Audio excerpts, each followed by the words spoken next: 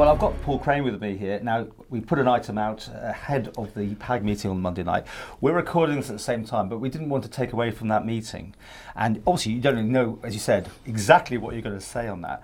But this is going out now to those people who didn't make it. And I'm really fascinated that you've got obviously some major headline stuff that you talked about there on the night. So can you give us this, this sort of summary of what you Yes, I think the summary of what I think I'm going to say, and I want to communicate the idea that I'm absolutely behind this paper in the sense of supporting it. I've had no part in its production. It's a government paper, I'm an independent individual, but I've been invited by PAG to present the paper and give my response to it. In terms of my response to it, part of that picture would be that we've had an outline in the paper of the four of the biggest challenges that we face population-wise, and that's about the decline in the population, down nearly 1,200 people between the two censuses, 2011 2016. Is that 1,200 economically active or 1,200? 1,200 in total. But of those, so that's one of the issues, decline in the population. Another of the issues is the increase in the elderly population. So although the overall population went down 1,200, the over 65s rose by 2,200. So they've gone up. The non-economically active. Well, in general. Hopefully so. That's right. And the under 65 population has fallen by over 3,000. So we've got some more detail there. There's movement out of the population of the island, young people in their 20s, typically 1,000 moving out and 250 coming in, or something like that. 350 coming in. So we've got this clear net emigration, a balance of emigration rather than coming in the 20s, and indeed in most of the years groups we've got very slight balance of net emigration. But also looking at the declining number of births. Births were 1,020 in 2010, 753 last year, so births are down. And I think the paper the government paper does a great effort in trying to promote that. I want to add some flesh to that, because I think my feeling would be, and it would be interesting to see what response comes from Chris Thomas and his team. I think my feeling would be that the challenges are more substantial than the paper suggests, and that is part of what I'm saying on Monday night, that when we look at these changes, the idea that this could be just a blip in the population, I would feel that for example, the decline in births, if you currently look at the population pyramid for the Isle of Man in single years, it's broad at the top because we've got a lot of old people. And as you get down towards the base, it narrows, so you can actually see in the population pyramid the reduction in births. On the same graph as that, I can show you perhaps in here sure. On the 2011 graph. The book, of course, was produced before the census. This one at the bottom, yeah. And on that, this larger group here, this bulge at there and there, that is the increase in births after the war. Okay, the post-war baby boom, as it gets called. You can actually see it. It lasts about 5 years, but you can see it here.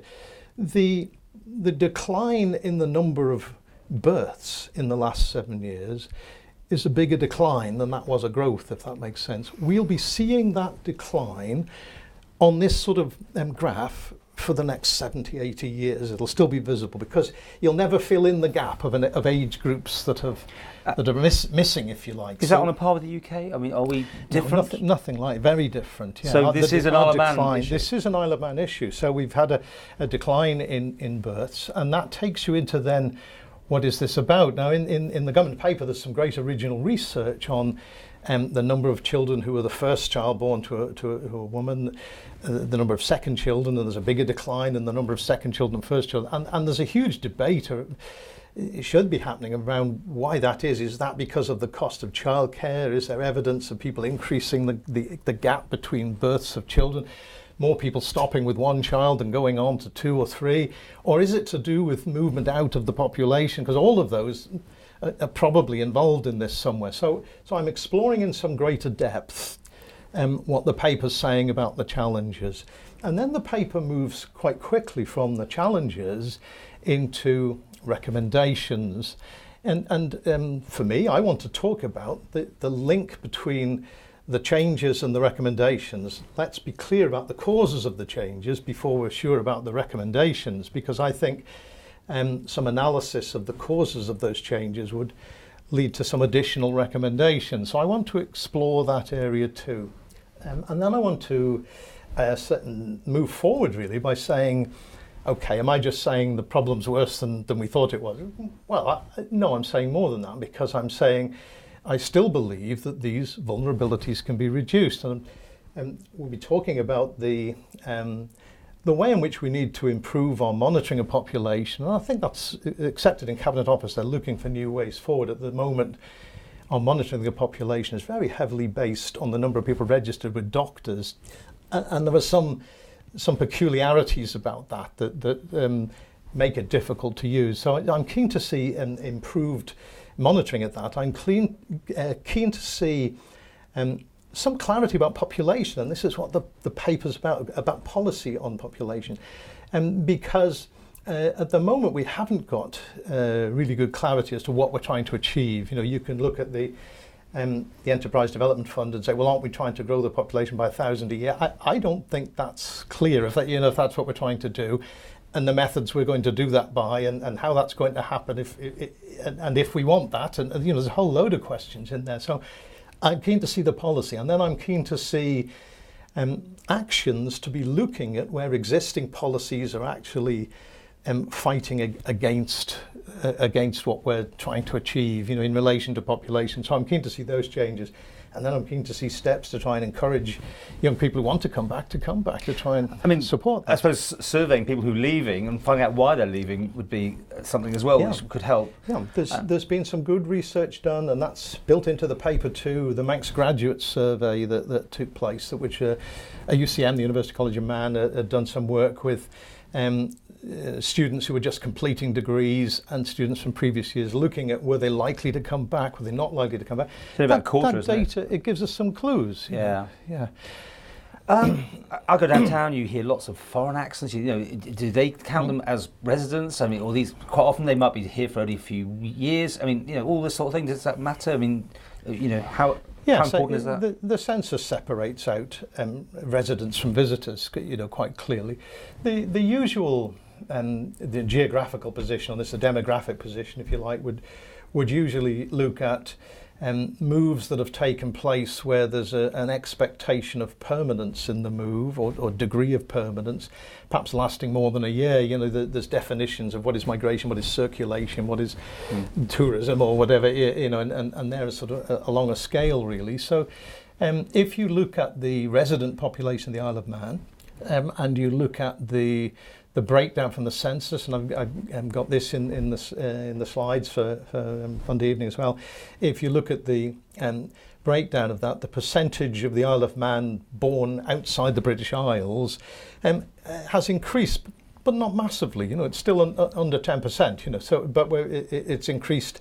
I would like to get the figures off the top of my head, but you can see an increase. So I'll be showing the two graphs and letting us see the increase, because if the population was going to grow by 1,000 a year, we'd perhaps have to expect in the current climate, assuming Brexit holds off for a year or two, in the current climate, we'd have to expect more people, not just from the United Kingdom, but from beyond. I mean, have you got solutions? I mean, do you know how many people we should be needing on the Isle of Man to make everything work right? I mean, and in the right demographics, obviously, would be the thing at the bottom here, clearly. The question, is there such a thing as an optimum population for the Isle of Man? That, like the projections, it depends on what assumptions you're making about what a good Isle of Man looks like. And it would be possible here to have something that looked like Hong Kong with millions of it. That's possible. Is that what we want? Is that what? So really, it's open. But I think at the moment where we've actually got this extraordinary population pyramid, where we haven't got so many people up to about 45, and then it starts bulging through to the 60s, that is quite an unusual age-sex profile for any country, and it's arisen here because of the movement in we had 20 and 30 years ago. That's where this bulge has come from. And so if you're looking at a population policy, you also need to look at how it ends and what you're going to create for the future. So those people who might say, we need another 15,000 people and we need them by 2026. Well, if the population grows by 1,500 a year over these next 10 years, what happens then? Because if you stop that, you create an enormous recession as everything shuts down. And then you've got all these people who are growing older, those that stay. You open this can of worms almost, isn't it? Because I mean, there's no easy fix, clearly. No. But I mean, in the words of... What I have got there, yes? that's interesting. Before the last election, Isle of Man newspapers did some ask questions to the 63 candidates, and one of the questions was what they thought the optimum population is. So I've got a table of what the feeling was from the 63, from the extremes of what's the average? Dropping to 60,000 was one extreme. Really? To increasing to 125,000 was at the other extreme, and everything in between, really. So I've got that information that I'm using in the slide too. We'll leave it there. So much. PAG site will have more details about what you've been doing. Yeah, it will. So have a look at that. And in the words of Dad's Army, are we all doomed? Is my thing. We're okay. No, the Isle of Man. The lights are going to stay on. We'll be all right. The Isle of Man is a fantastic place to live. I'm sure it has a great future. In this issue of population. If you're trying to do something about population as opposed to do something about the economy, I think it's much, much harder, because if you're trying to grow the economy, you're relying on people making fairly rational decisions about their business and how it might grow. When you're dealing with the individual choices of people, it may be that their perception is affecting their decisions more than anything on reality. I saw social media site recently where there was somebody saying that they were leaving the Isle of Man because they were fed up with the growing debt here, so they were going to live in the United Kingdom. And you're sort of looking at this and saying, hang on, the United Kingdom has a £1.7 trillion debt. Yeah. We don't actually have a debt as defined. Yeah. But if that's the guy's perception, he'll move. So it's about perception and feel-good factor is part of this. And we're not making people feel very good today, probably, about this. That's I'm trying to make sure that we're not all going and leaving. But that's right. There is. That's right. It's like anything. Let's keep an eye on these numbers. Okay.